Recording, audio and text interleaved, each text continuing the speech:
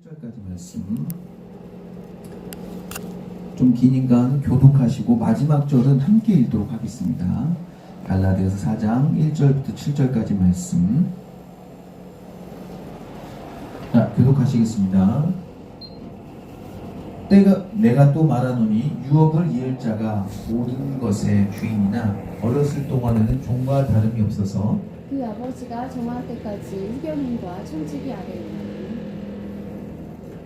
이와 같이 우리도 어렸을 때 이 세상의 초등학문 아래에 있어서 종노릇 하였더니 때가 참에 하나님이 그 아들을 보내사 여자에게서 나게 하시고 율법 아래에 나게 하신 것을 율법 아래 있는 자들을 속량하시고 우리로 아들의 명분을 얻게 하려 하심이라. 너희가 아들임으로 하나님이 그 아들을 영이 우리 마음 가운데 보내사 아빠 아버지라 부르게 하셨느니라. 함께 읽도록 하겠습니다. 그러므로 내가 이후로는 종이 아니요 아들이니 아들이면 하나님으로 말미암아 유업을 받을 자니라. 아멘. 오늘 이 말씀을 가지고 주님께서 오신 이유라는 제목으로 말씀을 좀 나누려고 합니다. 메리 크리스마스입니다. 예, 너무 좋죠. 저는 너무 좋습니다. 이렇게 예수님이 오신 날 이렇게 예배를 드릴 수 있어서 너무 마음이 좀 편안하고 행복하고 든든하고 막 그렇습니다. 오늘 말씀을 이렇게 준비하신 이유는 오늘 이 본문에서 예수님께서 주님께서 우리 여기 오신 이유가 명확하게 기록되어 있는 본문이기 때문에 이 본문을 듣겠습니다. 바울은 오늘 본문을 통해서 주님께서 우리에게 오신 이유에 대해서 명확하게 진술하고 있습니다. 원래 우리들이 뭐의 자녀였어요? 죄와 율법의 매인 사람이었는데 예수님이 오셔서 너희들 그게 매인 사람이 아니야 라고 말씀하시고, 그래서 우리가 그 예수님을 믿으니까 우리가 더 이상 죄와 율법의 매인 존재가 아니라 우리도 뭐라고요? 하나님의 양자된 존재, 정말 하나님의 딸이 된 존재가 되어서 우리가 뭘 받아요? 하나님의 유업을 받는 존재가 된다는 거죠. 우리는 왜 죄와 율법에 매일까요? 이렇게 생각해 보시면 돼요. 여러분의 이해를 돕기 위해서 어렸을 때 어린아이들한테 신호등을 건널 때 우리 이렇게 얘기합니다. 손을 들고 가라. 어렸을 때 3살, 4살 혹은 뭐 5살, 6살 혹은 초등학교 갓 들어간 아이들에게 우리 이렇게 말합니다. 너 신호등 건널 때 손 들고 가라 그럽니다. 그리고 여러분, 이제 여러분들의 나이가 장성하여 있어서 20대가 되고 30대가 되고 40대가 된 여러분들, 지금 혹시 신호등 건널 때 손을 들고 갑니까? 안 그럽니다. 왜 안 그러죠? 그때는 여러분들이 어렸기 때문에 손을 들고 가야지, 여러분이 보이기 때문에 차에 여러분의 손이 보이기 때문에 지나가는 걸 알 수 있기 때문에 손을 들었던 거죠. 근데 이제 여러분이 키가 커졌기 때문에 굳이 우리가 손을 들지 않아도 충분히 보이는 거죠.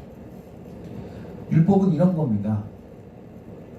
구약의 과거의 인류들이 아직 하나님을 잘 모르고 하나님에 대해서 지식이 부족해서 연약해서 잘 모르니까 하나님을 말 그대로 믿었던 겁니다. 마치 너희들 신호등 걸 때는 손 들어야 돼?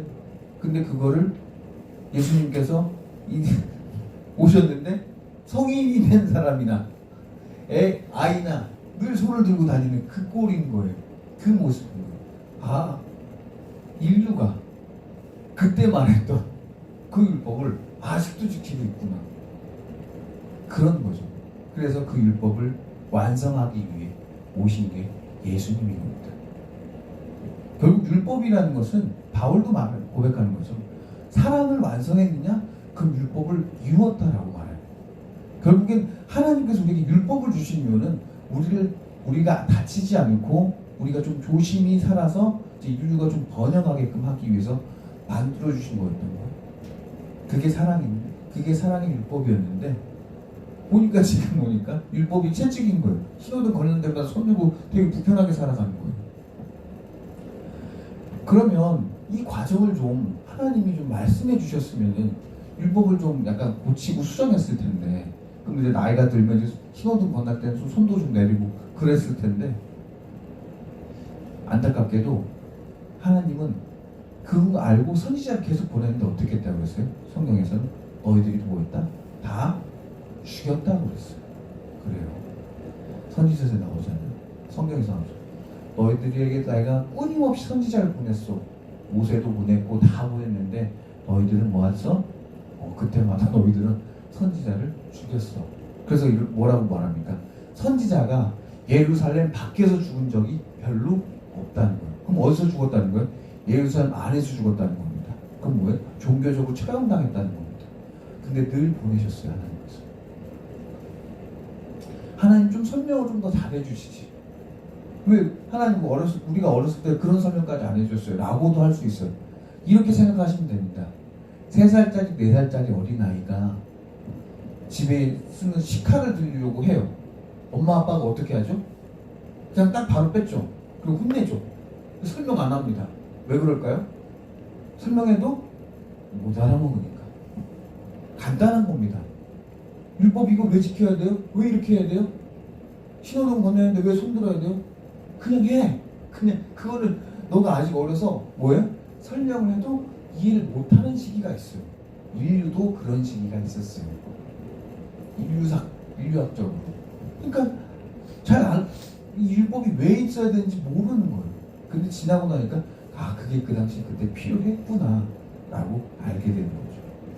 그렇게 해서 율법을 조금씩 완성해 시켜 나가는 겁니다. 그분께서 오신 겁니다. 예수님이 오셨어요. 예수님이 우주도 완벽하게 만들고 모든 걸 다 완벽하게 만들었어요. 근데 가장 불완전한 존재를 만들었어요. 누구죠? 인간이에요. 인간을 가장 마지막에 만들었죠. 여러분, 하나님이 왜 우리를 이렇게 사랑하실까요?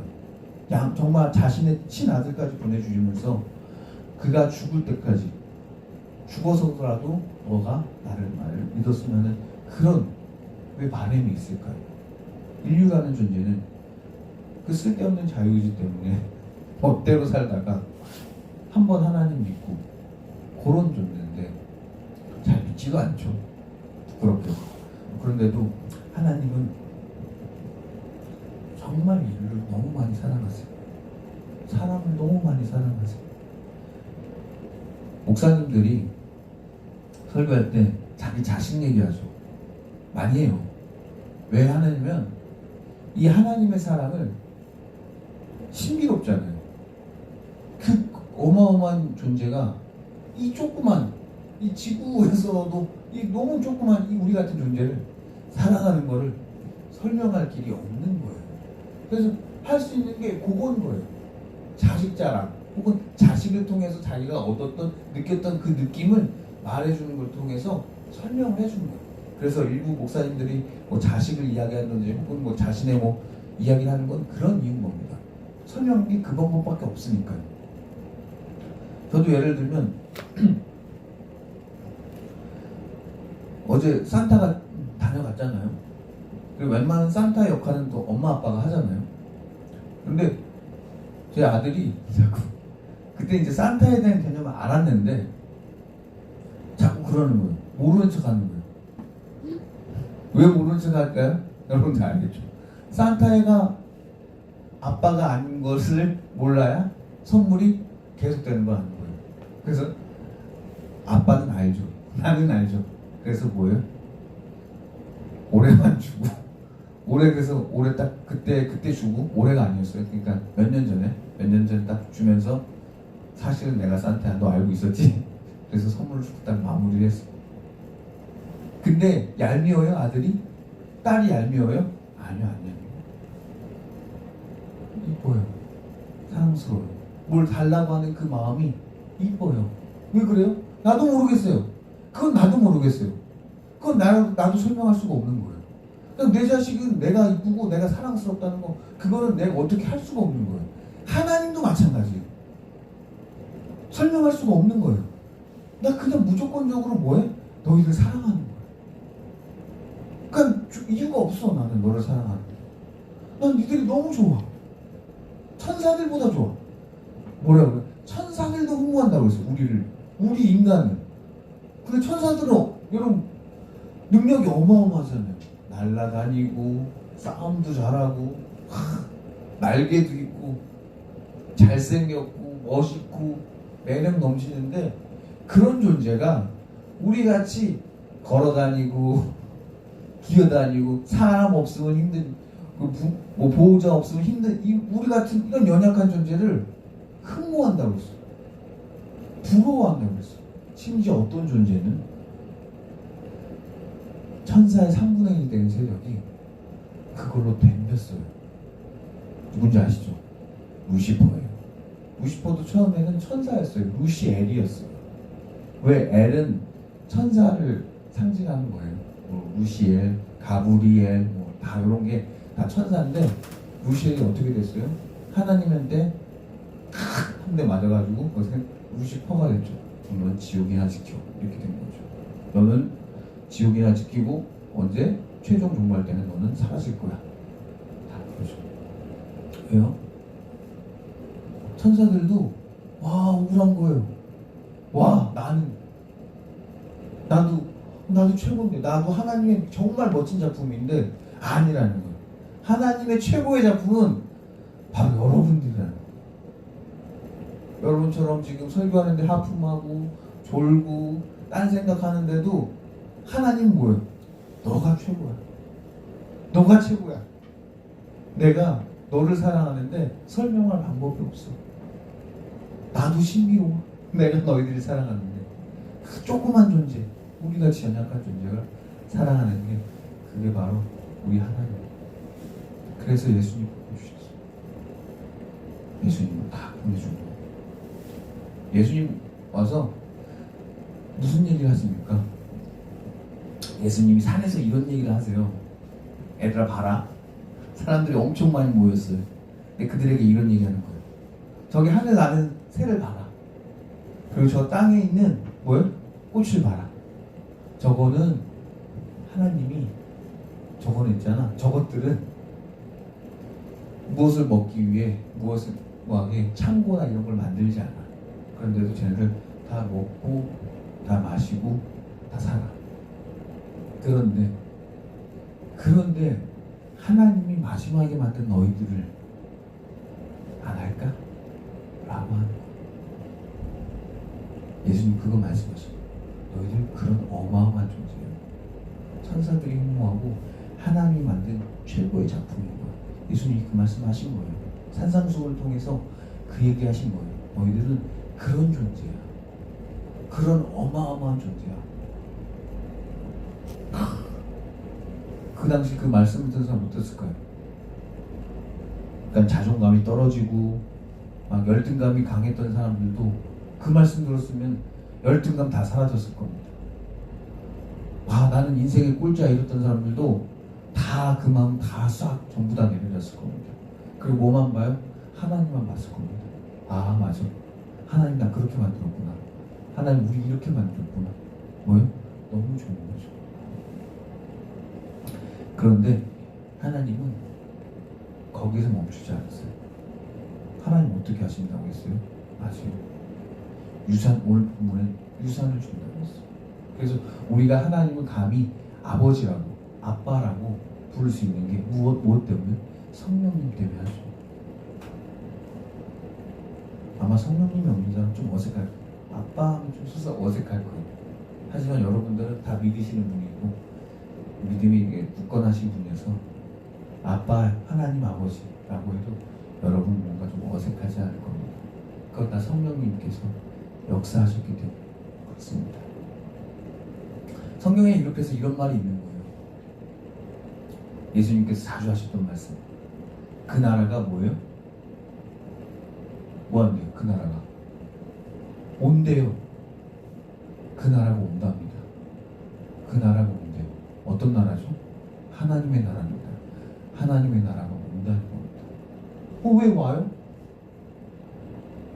우리가 뾰로롱 하늘로 올라가야 되는 거 아니에요? 아니에요. 그거 제가 예전에도 말씀드렸죠. 영지주의 얘기하면서 천국과 마약의 차이 이야기하면서 제가 말씀드렸죠. 우리 육신이 뭐예요? 죽었다가 다시 일어나서 우리 이 육신으로 간다고 그랬죠. 그게 뭐예요? 우리가 사도신경에서 오늘도 고백했죠. 몸이 다시 사는 것과 영원히 사는 것을 싸움하는 거죠. 그럼 그 몸이 어디 살아야 될 거 아니에요? 물리적으로 그 몸이 산다고 했는데 그럼 그 물리적인 그 몸이 어디서 살 겁니까, 여러분? 그게 뭐예요? 천국이라는 거예요. 그게 여러분이 받을 유업이라는 거죠. 근데 그 나라가 뭐예요? 온다는 겁니다. 이것은 그냥 저도 처음에 그 나라가 온다, 그의 킹덤이 온다, 킹덤 컴이거든요. 그거 저도 처음에 이걸 그냥 어떤 이상적인 나라가 세워진다, 예를 들면 민주주의가 완성되는 나라, 혹은 뭐 자본주의가, 혹은 뭐 어떤 이념이나 어떤 사상, 나라의 사상들이 완성되어지는 것, 그것이 나라가 온다라고 생각했는데, 지금 예수님 말씀을 곰곰이 생각해봐도 그 나라가 온다는 건 정말 실제적으로 물리적으로 어마어마하게 큰 나라가 종말 때 온다는 그런 뉘앙스 같아. 물론 거기에 마침표를 찍을 수는 없어요. 그럴 것 같다라는 거죠. 하지만 예수님께서 계속 이랬죠. 그 나라가 뭐예요? 온대요. 마치 속기 올 것처럼 말씀하셨어요. 그 나라가 온다. 우린 그리고 그 나라에 뭐 한다는 거야? 탄다는 거죠. 그리고 예수님이 그거 다시 오실 때 뭐라고 그랬어요? 구름 타고 온다. 그러면 그 말씀들에 비추어 봤을 때 예수님께서는 정말 하늘을 타고 온다, 구름을 타고 온다는 것은, 여러분 하늘 보시면 구름이 없는 날이 별로 없죠. 그 구름 어디를 다 덮고 있어요? 하늘을 웬만하면 다 덮고 있습니다. 그럼 지구를 덮을 만한 그 나라가 온다는 거겠죠. 어마어마한 큰 나라를 타고 오신다는 거죠. 그래서 너희들이 만약에 그 나라에 너희들의 자리가 없고 너희들이 집이 없으면 없을 수가 있겠죠. 왜요? 여러분 생각을 해보세요. 전 인류가 시작부터 그리고 지금까지, 그리고 이후로 종말 때까지 모든 인류를 하나님께서 심판하셔서 어마어마하게 오래 걸리겠네요. 심판하셔서 줄을 세워서 진짜 믿었던 자들, 진짜 하나님을, 진짜 예수님을 내 구주, 내 죄를 대신해서 죽으신 분이라고 고백했던 주 예수님, 내 그리하면 너와 내 집을 구원을 받으려는 그 말씀을 믿었던 이들을 뭐예요? 따로 분류하셔서 하는, 안 믿는 데 지옥을, 믿는 이들에게 천국을 주신다고 하셨잖아요. 그죠? 그러면 그 땅덩어리 얼마나 커야겠어요? 그래서 뭐예요? 내가 부족하면, 요한복음이 그렇죠? 기록하죠? 내가 더 만들어 달라고 하나님께 얘기할게라고 그런 겁니다. 그래서 그런 말씀들을 비춰봤을 때 그의 나라는 정말 물리적으로 어마어마하게 큰 나라가 온다는 거죠. 마지막 시기 때 오시겠죠. 그런 겁니다. 그래서 우리가 이렇게 생각이 들 수 있어요. 와, 기독교는 되게 이기적인 거예요. 지들 구원받기 못해요.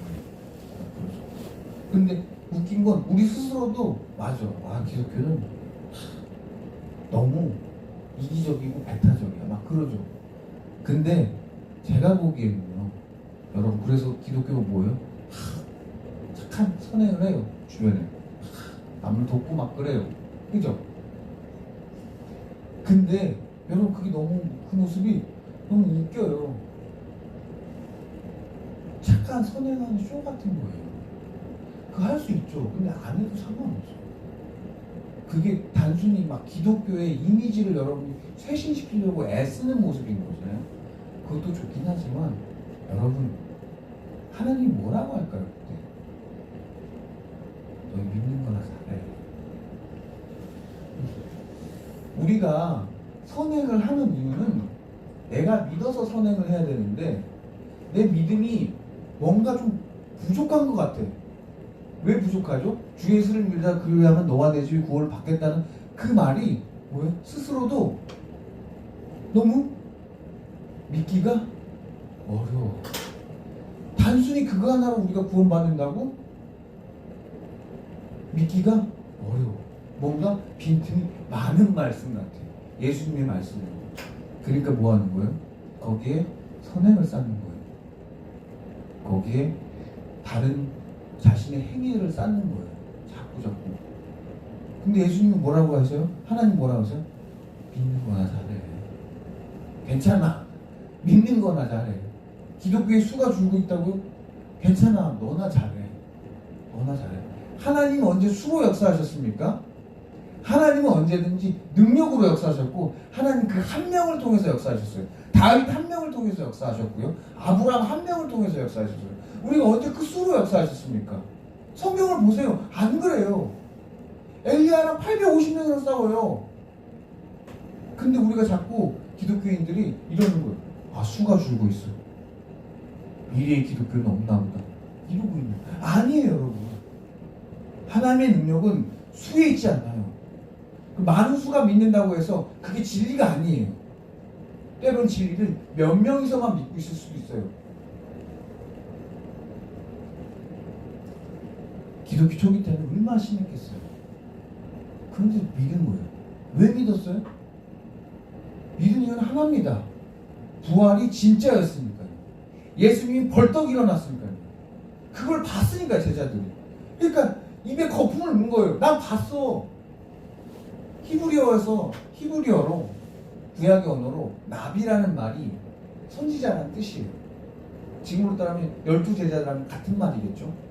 그게 이 나비라는 뜻이 번역을 하면 이런 뜻이에요. 그 숨은 뜻은 입에 거품을 문 사람이에요. 왜 거품을 물었겠어요? 선지자들이. 나는 봤어. 하나님, 그 큰 하나님을 봤어. 근데 누가 봤어? 나 혼자 봤어. 엘리야 혼자 봤어. 엘리사 혼자 봤어. 엘리야, 엘리사. 그 많은 선지자들이 혼자 보는 거예요. 하나님. 아브라함도 혼자 봤죠. 이삭, 야곱 할 것 없이. 요셉도 마찬가지. 꿈으로 나 하나님을 봤어. 근데 이게 전달할 방법이 없네. 그래서 그리고 전달해도 뭐예요? 믿어주지를 않아. 그래서 뭐 하는 거예요? 선지자들이 입에 거품을 부는 거예요. 그 당시 제자들도 뭐 했다는 거예요? 내가 기도했더니 성령이 임했고, 그리고 그 전에는 예수님을 본 거예요. 도마가 예수님 본 거예요. 근데 육신으로 보는 거예요. 단순히 막 영혼이나 그냥 어떤 무슨 프리즘 같은 그런 신기루 같은 걸로 본 게 아니라 진짜 살아계신 그 육신을 만난 거예요. 내가 만진 거예요. 그러니까 어떻게 안전해요? 아, 부활이 진짜구나. 부활이 리얼이구나. 그럼 내 영생이 뭐겠어요? 여러분의 영생도 뭐겠습니까? 리얼인 거예요. 여러분의 영생도 진짜인 거예요. 그럼 여러분의 천국도 뭐겠습니까? 진짜인 거예요. 그래서 우리들의 신앙은 어디입니까? 예수님이 태어나셨고 예수님이 부활하신 거예요. 거기에 우리 신앙이 있는 겁니다. 근데 우리가 자꾸 그거에 자꾸 믿음을 둬야 되는데 자꾸 그거는 든든하지 않은 채, 그거는 단단하지 않은 채 그거 위에 자꾸 허상을 실어요. 선행을 또 기독교가 또 크리스마스는 또 뭐 많이 하고 있겠네요. 그런 거 안 해도 교회는 교회고요. 하나님은 하나님이고 하나님은 신성모독 당하지 않습니다. 그냥 믿는 여러분들이 부끄러워서 그러는 거예요. 다 전부 다 내려놓으세요. 전부 다 내려놓고 여러분 하나님만 믿읍시다. 정말 하나님만 믿어서 하나님이 오늘 이 말씀해 주시잖아요. 내가 너희들한테 유업을 주고 싶어. 내가 너희들한테 천국을 주고 싶어. 내가 너희들에게 어마어마하게 큰 천국을 내가 가지고 갈게. 그 나라가 올 거야. 내가 불타고 올 거야. 그것을 믿는 저와 여러분이 되셨으면 좋겠습니다. 사랑하는 하나님, 주님께서 오신 이유, 이 연약하고 믿음 없고 능력 없고 초라한 우리를 사랑하기 때문에 오셨다는데, 기독교가 1000년 지나고 2000년 지나니까 믿음이 조금씩 퇴색되어 가고 있습니다. 부활이 진짜 있었는지, 천국은 진짜 올 것 같은지 그런 위태한 상태에 있습니다. 주여, 우리 성도님들 그 믿음 놓지 않게 하여 주시옵소서. 끝까지 부여잡게 하셔서 믿음의 승리자들, 믿음을 이어나가는 사람들 되게 하셔주셔서 단순히 눈에 보이는 숫자에 넘어지는 존재들이 아니라 끝까지 이겨내는 정말 훌륭한 하나님의 정말 믿음의 투사 같은 자들이 되게 하여 주시옵소서. 이 모든 말씀 언제나 우리를 사랑하시는 나사렛 주 예수 그리스도 이름으로 기도드렸습니다. 아멘.